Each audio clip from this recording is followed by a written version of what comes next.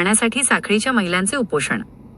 बुलढाणा तालुक्यातील साखळी बुद्रुक येथे पाणीपुरवठा सुरळीत करण्याच्या मागणीसाठी माजी सरपंच विजया कोळसे यांच्यासह अनेक महिलांनी बुधवारपासून उपोषणाला सुरुवात केली आहे। ग्रामपंचायतने सांगितल्याप्रमाणे 8 ते 10 दिवसांमध्ये पाणीपुरवठा पूर्ववत होणार होता, परंतु या संदर्भातील काम अत्यंत संथगतीने सुरू असल्याचा आरोप निवेदनाद्वारे करण्यात आला आहे।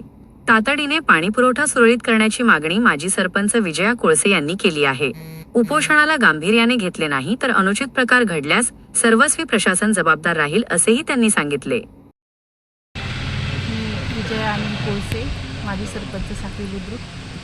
आज आम्ही या ठिकाणी ग्रामपंचायत कार्यालय साखळी बुद्रुक इथे आमरण उपोषणास मी इथे बसलेले आहे आणि हे उपोषण आम्ही म्हणजे 28 मेला आम्ही घागर मोर्चा या ठिकाणी काढला होता।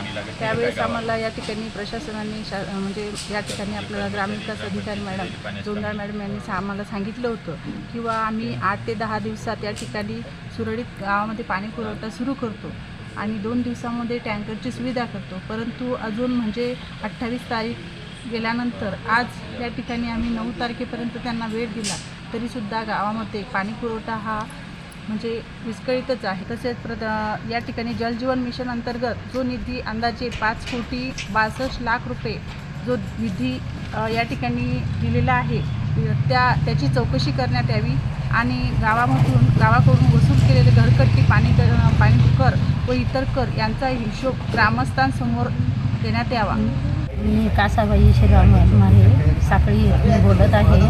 आमच्या गावात 4-5 महिन्यापासून पाण्याची टंचाई आहे। आम्ही 28 मेला मोर्चा काढला होता। ग्रामपंचायतला काही मागण्या मांडल्या होत्या, त्यांनी त्या स्वीकारल्या नाही।